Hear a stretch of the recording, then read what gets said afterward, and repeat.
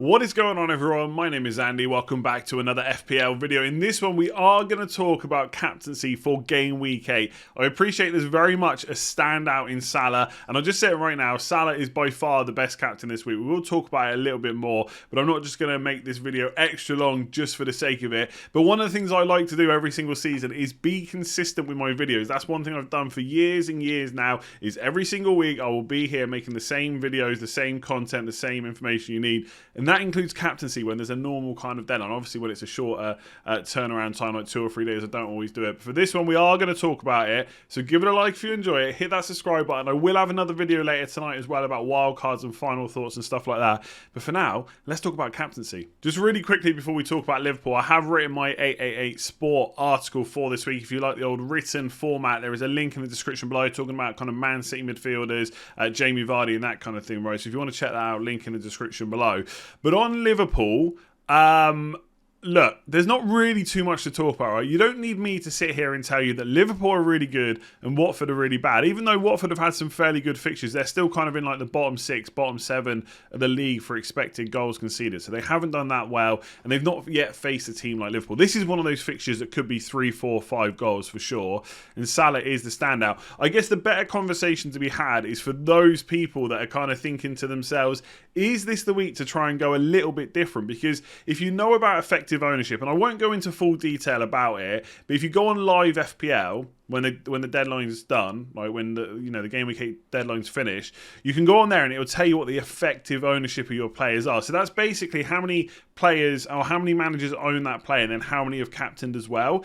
And if a player, and by the way, you don't really want to know this, but if a player is over 100% ownership, right, over 100% effective ownership, that means if you haven't captained them, for every point they get, you will lose rank, right? And I say you don't want to know, because once you know that, it kind of sucks, because we know this week that Salah is going to be over 100%. He's going to probably be somewhere like 170, 180, which is absolutely mad. So if you've got him, that's a big rank drop unless your captain can do really better. And I think in FPL, look, you don't want to be boring and template every single week. I get that, but you need to know when to pick your battles. So sometimes you get those weeks where, like, I don't know, Salah's playing Everton and Ronaldo's playing Southampton, and I don't know, Lukaku's playing, I don't know, someone else kind of middle of, I don't know, not probably Leeds, but you know, someone like that, right? Where they're all playing very similar teams, and then maybe you can use that chance to go a little bit different, because you know some people, and most people will still side with Salah, but perhaps one of the others can get a good result. But this week, like, Watford is just so good. I don't think this is the week. You've got to pick your battles, and this is not a battle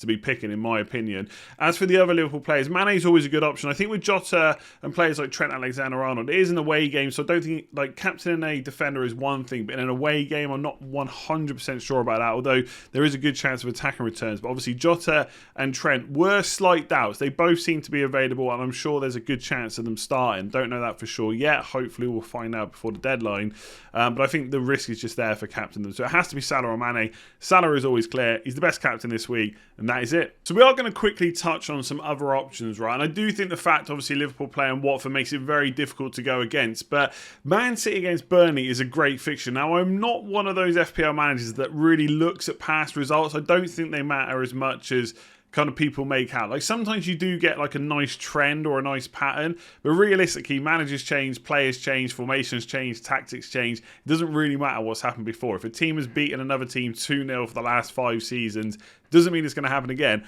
But what I will say is Man City always put 5 goals against Burnley, and that is enticing because Man City obviously one of the best attacks in the league, and Burnley are pretty poor in defence as well. The reason I've kind of picked out De Bruyne, although we can talk about other midfielders as well, is I feel like he's the only one realistically that we expect to start most weeks. I think Foden or Grealish or Jesus, who's obviously away with Brazil and is going to find it difficult to make it, you just don't know if they're going to start. You always have to caveat it with they're great options if they start, and therefore you're never really going to consider them for captaincy. Obviously, if Man City get some injuries and stuff, then it makes it a little bit easier to call who's going to start, but otherwise it has to be De Bruyne. I know the underlying numbers are not looking great, but they will improve. I'm almost certain of it, because that's what Kevin De Bruyne does. And because he's nailed and he's going to play most minutes, like 80 to 90 minutes per match, he is a good captaincy option this week. It just so happens that Salah has got a better fixture. If Salah had like a slightly worse fixture, like Everton away, maybe you could possibly put De Bruyne ahead. But I think this week with Watford, it just has to be Salah. But we're going to talk about these options because I know there's a lot of you that want to do something a little bit different.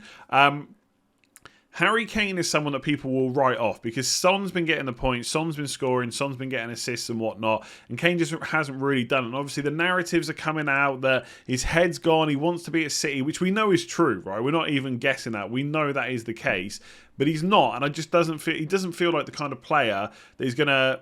Not that it's not on his mind, but not that he's going to... I just don't think he's going to let him affect his play. I don't think he would allow that to happen. And all it takes is one goal, and then suddenly, right, is Harry Kane back. That'll be the next narrative. So Newcastle away is not a bad fixture for that to happen. I do think Son's a decent captain option as well, outside of the obvious pick, right?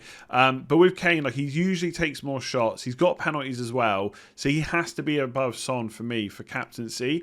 And I think, look, we can talk about Newcastle, new owners. There's going to be, you know, a bit of a lift at the club because Mike Ashley's gone and stuff like that. But realistically, they're second bottom. They've got the same team. They've got the same manager. I don't think they're going to suddenly come out fighting. Like, yes, the crowd might lift them. Yes, the fact that the players know there's a lot more money at the club and better players are going to be coming in. That might mean they lose their place, but they might also win more games. That could lift them up. But I don't think it's enough where suddenly a team that's in the relegation spot suddenly becomes like world beaters overnight. It's just not going to happen, is it? So I still think this is a good fixture, albeit away. Lukaku, I haven't seen the press conference for Chelsea at the time of recording this, but I suspect that he's going to be perfectly fine. And I think the way Brentford play, they don't mind coming out to attack, and that could play into Chelsea's hands. So I do like Lukaku as an option as well. His goal threat is decent. So far, he's been better than the other two on this list as well, you know, in terms of Kane and De Bruyne. Again, I don't think there's really any other captaincy options at Chelsea, to be honest with you, not in FPL anyway. So Lukaku is a nice option. So is Ronaldo. I'm not going to do a whole separate section on Ronaldo as well, because I don't want this to last any longer than it has to. The thing with Ronaldo is we don't even know if he's got penalties yet. It could still be Bruno Fernandes. You're just never quite sure how Man United are going to play. I think the fact that Leicester are leaking a few goals, and obviously Evans, we don't know if he's going to play. They've obviously lost Fofana as well. It's not good. So I think Man United will score one or two, and Ronaldo could be involved. But I just don't think there's enough there for me to captain him. Like, I actually think maybe I don't know, maybe I'm overthinking it, but I actually think these three players on screen, and maybe Son you could throw into that as well, I'd probably rather captain them all ahead of Ronaldo, and obviously Salah as well. So Ronaldo might be in the top 5, top 6, but I don't think I'd be looking at him captain. Again, I don't think if you've got him over Lukaku, you have to rush out and swap them unless you're on wildcard. But these are the three that I'd be looking at. If you've got Kevin De Bruyne, I'm quite jealous. I know it takes a lot of sacrifices to get him in the team alongside Lukaku and Salah, but he is decent. If you really want to go for a punt, then De Bruyne could be the captain. But let's be honest, it's Salah. We know that. There we go. That is it. That's the captaincy video. I will 100% be captaining Salah. I've had pretty much no doubts in my mind about that all season, let alone over this international break, because it is just the obvious thing to do, and sometimes that is just the way to play FPL. You've got to pick your battles. I know some people will think this video was just pointless to make, but realistically, you knew what it was about. So if you clicked on it and watched it, then fair enough. Thank you for that. Give it a like and hit that subscribe button. Like I said, I do try and remain consistent. I think that's one of the strengths of this channel is I don't miss videos very often, like hardly ever at all, especially in the last couple of years. And big thank you to everyone that voted for me in the Football Content Awards. We did get the Silver Award, so we didn't quite win, but Mark and Az on Black Box won, and right, they're great guys, so we're not really too worried about that. Maybe next year we will get the gold, we'll see. But thank you for voting. This is one of the reasons I think we do well, is because we always put the videos out no matter what, whether I've had a bad week or a good week. So thank you for watching. I'll leave it there because this has probably already dragged on too long. Hit that like button, hit subscribe, and I'll see you again soon.